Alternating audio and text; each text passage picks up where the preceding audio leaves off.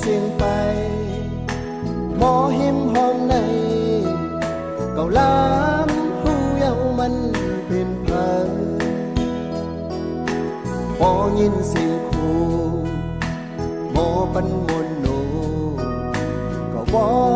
หูเยามันเป็นก็เลยตาเสียามเป็นแม่เจ้าเอิ้นมามีดังหลักแหลมมีดังหุ่นแก่ตาเสียามมีก็สั่งสอนมาสบความหมอทองคำห่างเหี่ยวหอ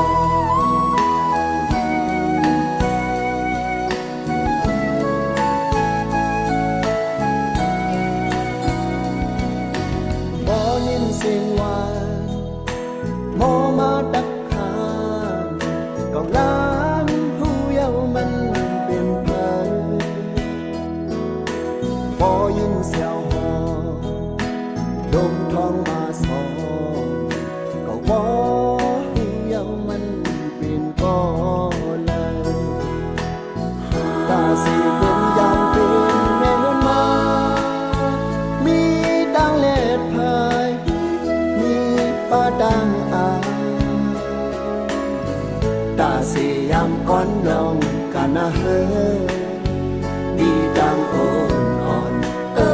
คำห่างเหี่ยวหอนเฮาจอมอามก็อันเป็นนางดำว่าเนื้อมือมีลุกแสงลีจึงเลือกหันมีมาบทสั่งหมดไว้เสียบ่นางวงใจดอมใจหอมไปสิ่งหิ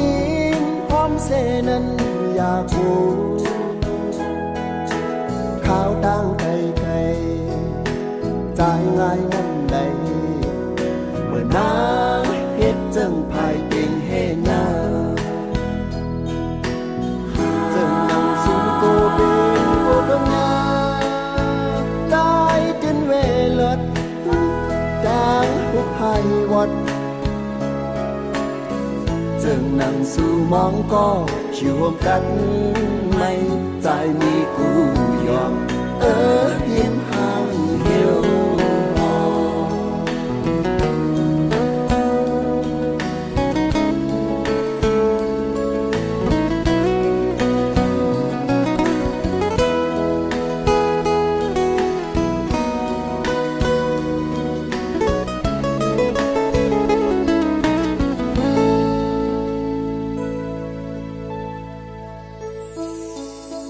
บ่นางปวงใจ